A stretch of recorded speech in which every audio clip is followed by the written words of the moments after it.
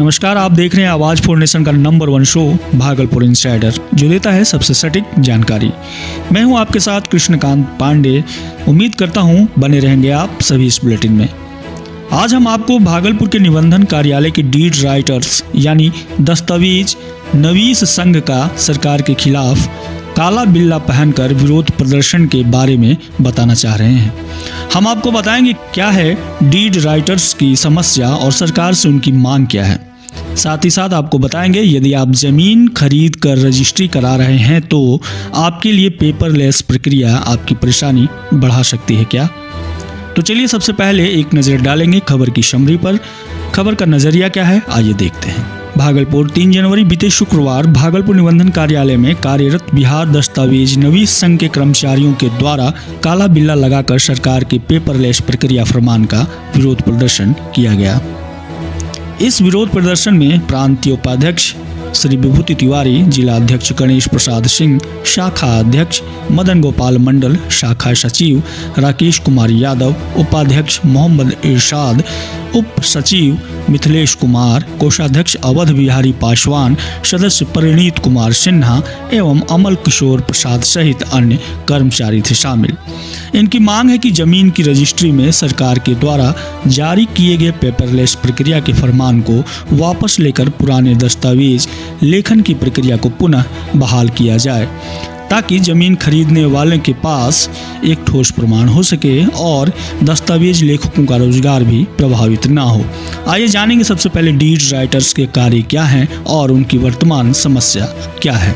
बिहार दस्तावेज नवीस संघ निबंधन कार्यालय में जमीन के उन दस्तावेजों को तैयार करते हैं जो आपके मालिकाना हक को सत्यापित करता है। वर्तमान में अब रजिस्ट्री के बाद आपको जमीन की कोई भी ठोस दस्तावेज नहीं मिल रहे हैं। केवल कंप्यूटर के द्वारा मोबाइल नंबर पर एक रिसिप्ट की कॉपी भेजी जा रही है, जो किसी भी प्रकार से ठोस दस्तावेज नहीं माना जा सकता और यह समस्या आने वाले समय में बड़ी जटिल हो सकती है। सरकार को इनकी मांगों पर उचित विचार करनी चाहिए ताकि आने वाली बड़ी समस्याओं को रोका जा सके, जिससे भू माफियाओं के काले धंधे पर रोक लगाया जा सके। आइए सुनते हैं क्या कह रहे हैं कर्मचारी।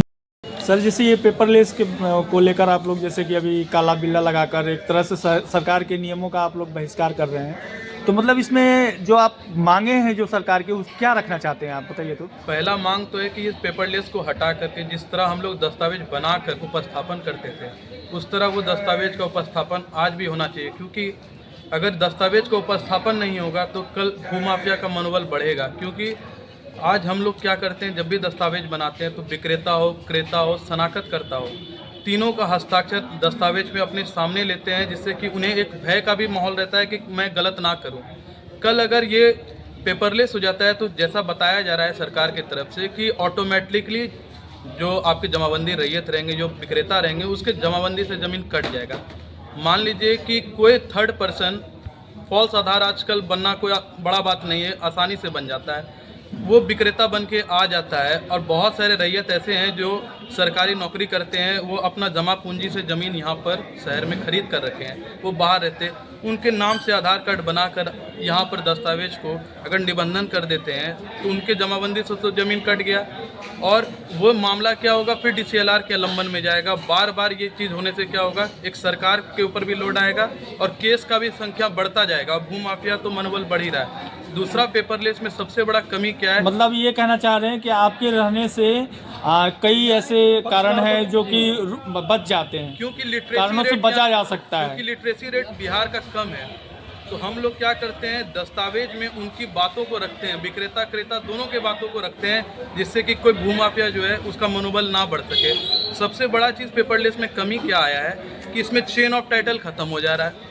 हम लोग क्या करते हैं, जो विक्रेता ज़मीन बेच रहा है उसके टाइटल को भी देखते हैं कि उसे संपत्ति जो है किस जगह से प्राप्त हुआ है, किस हैसियत से वो इस ज़मीन को बिक्री कर रहा है, वो हम लोग जानने का ज़रूर प्रयास करते हैं। लेकिन पेपरलेस प्रक्रिया में क्या है, आप जमाबंदी लिखिए, पार्ट नंबर लिखिए, पेज नंबर लिखिए, विक्रेता का नाम डालिए, खरीदार का नाम डालिए, आपको एक ऑनलाइन ही आपको एक पेपर निकल मतलब के आप दे कहना देगा। ये चाह रहे हैं कि पेपरलेस प्रक्रिया को खत्म करके जो पुरानी प्रक्रिया थी उसी प्रक्रिया के आधार पे आज भी रजिस्ट्री का कार्य होना चाहिए, क्योंकि शिक्षित लोग कम है और कमज़ोर भोली भाली जनता के साथ में गलत और छल किया जा सकता है इस पेपरलेस प्रक्रिया से, जो बहुत ही ज़्यादा नाजायज़ होगा। तो क्या कहना चाह रहे हैं आप सरकार से? मेरा कहना है कि ये तानाशाही फरमान जो आप लेकर आए हैं कि पेपरलेस हो जाए, इसको करने से पहले आपको भोली भाली जनता से राय लेना चाहिए था। क्या वो सक्षम है इस पेपरलेस के लिए?